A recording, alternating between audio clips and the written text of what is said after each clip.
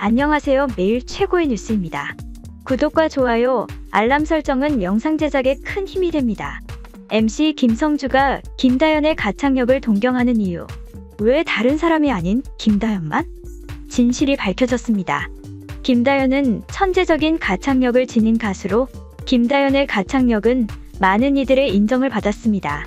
미스트롯이 탑7에서 김다연은 가장 팬과 연예인들의 관심을 유치하는 가창력을 소지하는 가수라고 할 수 있으며 그 중에서 MC 김성주도 김다연의 가창력에 감탄했다.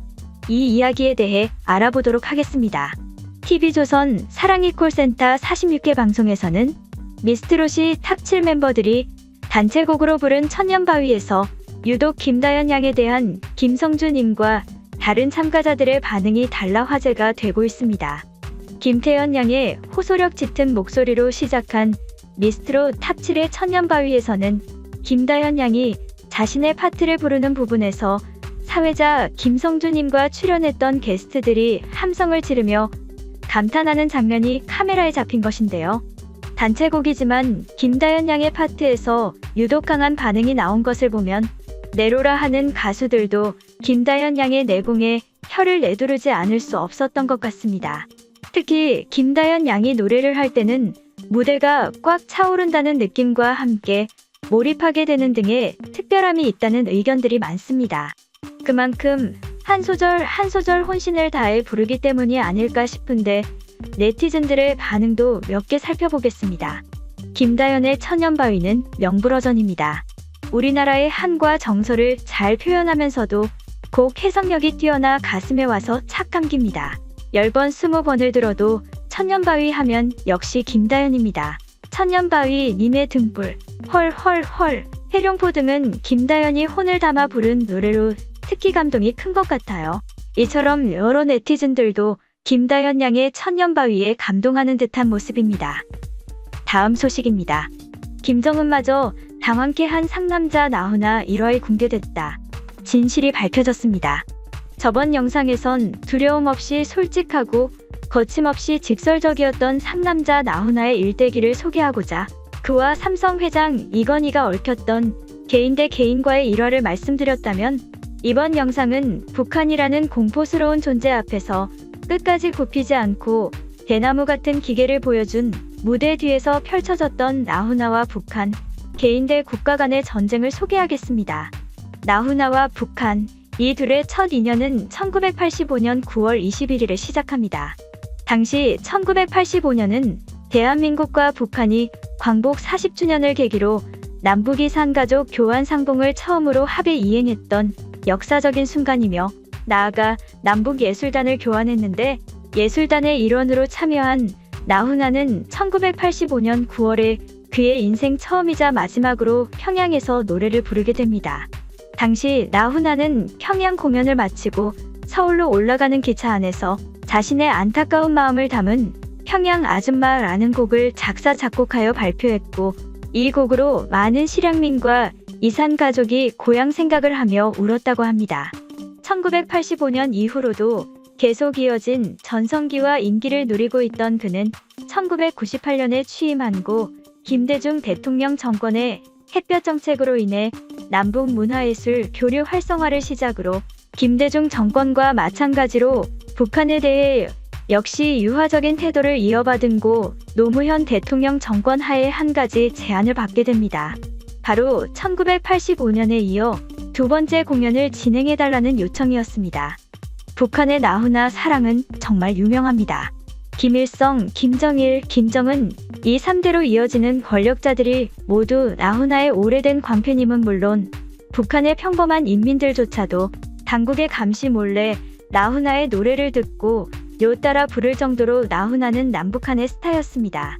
김정일과 그 밑에 군부 권력자들 그리고 북한 인민들의 바람대로 노무현 정권은 나훈아의 평양 공연을 추진했고 나훈아 역시 긍정적으로 받아들이며 논의되었지만 결국 그는 다음과 같은 이유로 공연을 거부합니다.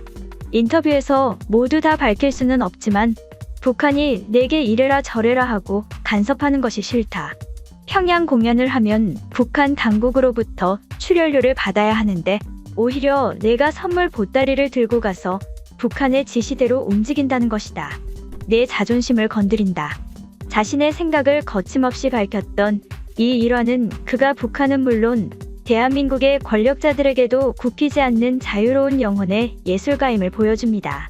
노무현 정권의 평양 공연 제안을 거부한 후 그는 11년 동안의 오랜 공백기를 걸쳐 마침내 2017년 7월에 새 앨범을 갖고 컴백했으며 그리고 컴백 후 약 1년이 안 된 시점인 2018년 4월 문재인 정권으로부터 남북 정상회담 사전 행사의 일환으로 다시 평양 공연을 제안받게 됩니다.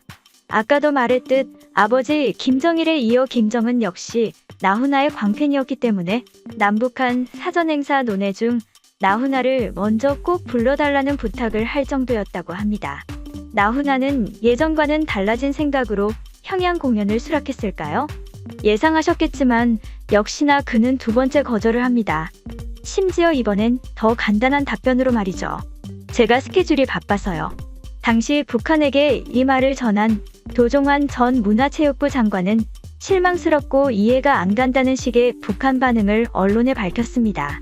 그러나 사실 이 거절은 그가 2018년도 4월에 문재인 정권으로부터 두 번째 제안을 받기 1년 전인 2017년 11월에 펼쳐진 그의 컴백 콘서트 중의 일화에서 이미 예상이 가능했던 거절이었습니다. 2017년 11월 나훈아 컴백 콘서트 9개월 전인 2월 13일에 세간을 뒤흔든 사건이 일어납니다. 바로 김정은의 친형 김정남이 말레이시아 공항에서 북한 당국의 지령으로 VX라는 독극물에 의해 암살된 사건입니다.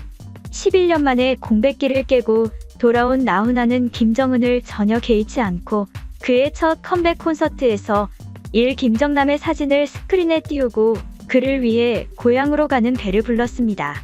그는 다음과 같이 김정남을 위해 고향으로 가는 배를 불렀던 그 이유를 밝힙니다. 김정남은 고향으로 가는 배를 구슬픈 목소리로 10번이나 부르며 울었다고 한다. 권력자의 아들로 태어난 김정남이 고국으로 가지 못하며 이국을 떠도는 심경을 느꼈다. 노래 가사처럼 꿈을 잃은 사람아 고향으로 갑시다.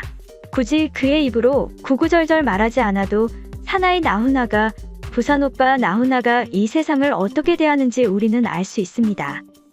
이건희, 김정일, 김정은 그리고 한국 역대 대통령 등등 여러 힘있는 권력자 및 심지어 북한이라는 존재 앞에서도 그 자유로운 영혼을 잃지 않고 드소신을 지켰던 나훈아. 그가 왜 데뷔 후 지금까지 항상 대중들의 관심과 사랑을 받는지 많은 예술가들은 생각해봐야 할 것 같습니다.